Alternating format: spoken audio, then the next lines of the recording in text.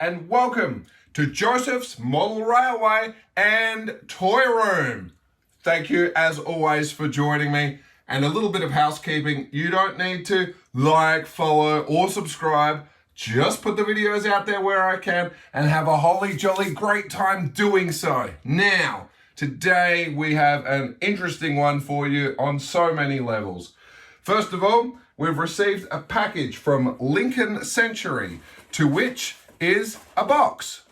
Fantastic. You can never have too many boxes. So what have we got? Well, today we're going to talk about controlling your model railway layout. So what's in this box? Well, let me show you, because today's video will feature this. Now, what on earth is this, I hear you ask? Well, ladies and gentlemen, we won't worry about the rest of it. Let's just focus on this. This is how we are going to control our model railway layout. Now, for all of you scratching your head saying, what is this apart from some clever piece of plastic that I have no idea what he's up to? You better join me today and find out what this is all about, because once again, I'm convinced I've come up with something else that no one else has covered in the model railway community just yet. Or if they have, certainly have not made a video about it. So it's snap, snap, into action. And we'll get to it, shall we? Cut!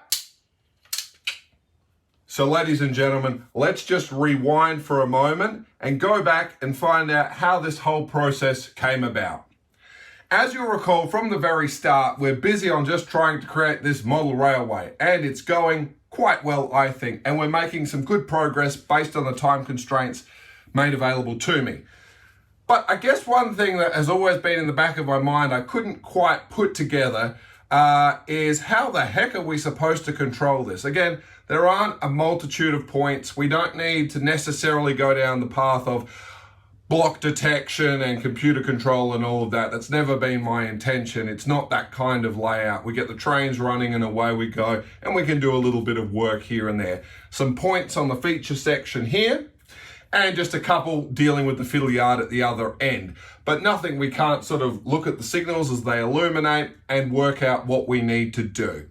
But I always did need to put our throttle controller and point control somewhere. And I am still investigating the idea of getting a second controller that can be run at the other end to the fiddle yard or for another operator to deal with there. That is certainly a future Josef and Generations problems, so we won't worry about that yet. So at the pointy end of this, we obviously need to control everything with the respective controllers we're going to be using. Now, in this case, I'm just storing them down here in this drawer at the moment. And here we have DCC Concepts Cobalt Alpha Point Controller, which is going to basically give us the option to control 12 dedicated points. And as I've explained in an earlier video, so many more points you can configure to do. But in the whole layout at the moment, we really only have about 12 at most. So perfect solution there. We don't need to do much. We just need to put this box where necessary and away we go. So we need that. And then the other thing we've got is our Hornby DCC Elite controller, which I've mentioned before and will mention again. I just love the controller. I think it's just the colors, it's the simplicity, it's Hornby, really the total package. And I've always been a big fan of wanting to run two trains simultaneously. Of course, we can run many more than that from the controller, but I get direct control access to either train rather than having to quickly call up different locos and separately control. And I've always found that to be really useful on the way I like to run the layout. Again, as we're basically going to have the plan on this kind of layout is to at least sort of have 4 continuous trains running at a time in either direction too, running this way. Based on the spacing and the size of it, we should do quite well before we have to worry about crashing into each other. But anyway, so we've got our 2 boxes. They need to go somewhere. Now, options that I've explored have been originally, when I put this in, a drawer system that would appear somewhere where, or it would drop down, or actuators would come and bring it up. A shelf, which would ruin the whole idea about the cabinet work. This little cozy spot I have in here, something in here. What are we going to do? The long-term plans is maybe we're going to have a device that plugs into the USB, you run it from a smartphone. Who knows? The point is we at least need to have 2 boxes ready to go. All right, Well, I've thought long and hard about it, and I've come to the conclusion that right here is a pretty good place. Point work happening here and here, so I can literally just look around. Yep, click, click, click, click. But we still need to put them somewhere. And our plan of attack is pretty much what you see here, albeit we'll move up to the top drawer here, where we'll be able to open it, and there's some stuff in here at the moment.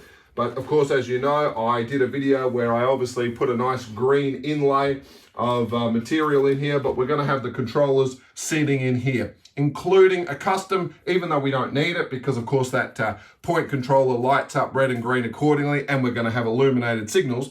But I'm still going to build, I'd like to build my own mimic panel, just because that's a great little project I've got in my head I'd love to share with you, and I'm going to try a few things, but that'll come in later. But the point is, we now have a location.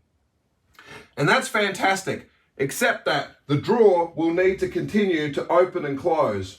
And as a result, as we do that, as you all well know, we're going to have the layout. Let's just pretend it is the meter here.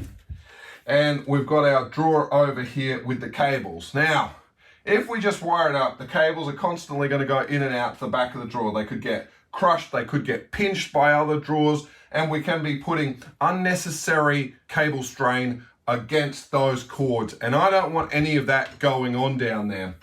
So the magic of the arm is it gets installed to the back of the cabinet with a hole protruding out for the cables to come in. It comes in, and of course, as the drawer will open and indeed close, this will swing open. In fact, tell a lie there. It's going to go this way because the cables are going to come in here. And as the drawer is swinging in and out, it'll accommodate the cables moving as necessary. So that's the logic in what we're doing. Quite clearly, here's how we got it installed. Just moving through the instructions, typically, it's never going to be as simple as it seems. Obviously, going along where the first drawer is coming out, we'd run a line across the top rail, or in other words, we need to be 40 millimeters down and marking a point. So that's wonderful, the diagram they show here. Remember, what they're actually showing, if we just zoom out over here, is that there's no top on the bench work here. Now, for most of you that may, even if we have our trapdoor or lifted the ply off, you'll remember there is a top on this. So it comes unstuck. So we're gonna have to work backwards on here, and my trapdoor won't help us much here.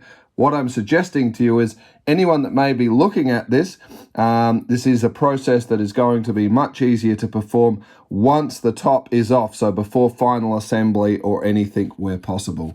Otherwise, I've got some ideas up my sleeve, and somehow we're going to make this work.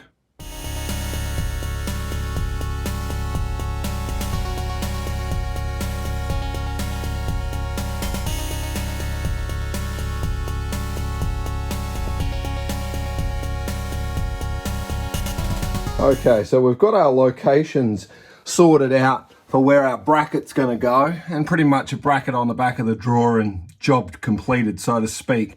I just want to talk just for a second here about these Forstner type of bits. Now, most of us use spade bits for drilling the bigger holes and that, but if you can get access to one of these Forstner bits, all right, they are a little bit more expensive, but we're talking about a bit here that's probably about $12, and a spade bit's an equivalent price. The point about them, and particularly when we're just working with timbers and things like that, whether it be your plywoods, chipboard, any sort of timber like that, is as you're drilling, you're going to get reasonably perfect types of holes.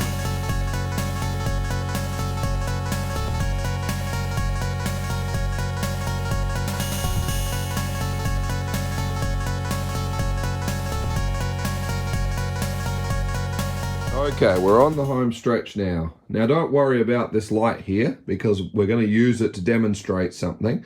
So we've got our drawer in at the moment, and you may well have noticed me struggling just to get it back in. Now, it wasn't just because of the weight, and that is rather substantial, because the base of the drawers isn't just a thin type of a ply, that is also the solid chipboard underneath as well, so it is quite heavy. The thing is though, if we just open up the drawer, because of the height of it and where it goes, you will clearly notice that where our little grommet is that comes to hold the cable so they're not slipping from left to right, you can see that it makes getting it in. I had to get it on such a steep angle to cover getting in over the lip there.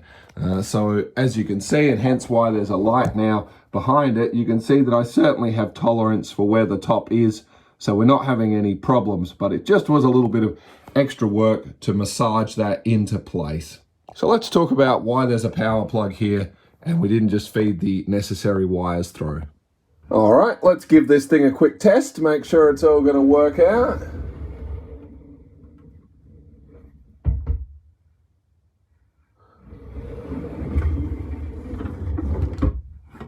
Okay, now just as we're about to wrap up here, I just want to have one final little chat about what I've done here and why I did it. I guess the situation would be to keep things cleaner, I may as well have just taken the transformers that we're going to need respectively for both the point controller and train controller, left them on the outside of the cabinet and just fed necessarily this cable through, and away we go. Well, practicality, as you can see, is not always going to be easy if we need to get in and change that cable, but of course it's possible. But the whole idea is, and certainly I've done enough setting up workstations and computers and things like that in my life where practicality will be key. Now, with the drawer extended like this, we still have plenty of room to leave things back there. So we're going to put a power board, a power strip back here with its own isolator too, that can sit back here, and everything will be accordingly. If we need to chop or change the controller or something goes wrong, unplug it, away we go. And it really does just come down. We're going to clean up everything in the drawer here. And as I said, I've got a bit of a custom mimic panel I want to work on here. And we'll probably end up raising this a bit. Who knows? We'll make it all a little bit more pleasant to use. But the whole idea is that you do want to do a little bit of thinking about if you need access to something in the future. And it's a much easier way. As a result, it's highly unlikely I'm never going to need to touch this power feed going in, and vice versa, just these two leads, which as we explained, the whole layout is its own simplicity, just requiring two sets of bus wires. Actually, there'll be a third, and that's for the woodland scenics lighting, but that won't need a switch from here because as we've seen in a previous video, I actually have a switching system just at the back here to make the whole layout a lot easier to use. But ladies and gentlemen, this is pretty much the story. If you're all wondering what we're up to with the N-scale train set in the drawer here, yes, that is still a plan to make a layout in the drawer, but of course it's just, I believe, 20 centimeters too short to get an actual arc in there. So what we might do is look at coming back to doing something later with an N scale, maybe even a T scale, who knows. The power bus for the track, and the bottom one will be for the points, and lights will travel in this one. Really, we're not at this stage yet, but I think if we just swing around to what we've done, and it all comes in and then to the distribution, to the master feed, which was set so that when we flick respectively, we've got A, which is going to turn on that point in the drawer and also turn on all the A outlets under the layout, which will be to do with points and what have you. And then of course, B will probably be for lights and other scenery, as mentioned before. So it means we still keep the traditional power points in the room clear for someone that needs to come in. And of course, all the others are of course in their appropriate sections underneath.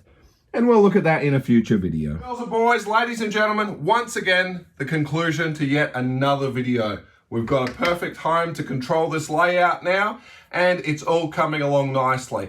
Did we really need to worry about this now? Are there not some bigger, more pressing projects we should be focusing on? No, because we want to get the trains running around. And what's the point in constantly wasting time temporarily plugging things in and unplugging them when we still need to find future homes? Again, we laid the lighting for the fiddle yard underneath. Do we really need that just yet if there's no fiddle yard? Well, we may as well get things in while the materials have become available and while we've got quick and clean access to it. So of course, the next thing, now that we've got this done, we've now got a mess of bus wires we're going to need to lay down and organize, which we have some key things we need to talk about in a video. So I'm looking forward to that coming up over the next few weeks. And before you know it, certainly before Christmas time of 2023, you will see something going around the tracks on this layout, even if it's just me pushing a piece of paper around it. No, I'm sure we're going to have a bit more fun than that. So until the next one, stay safe. We'll see you then. Toodles!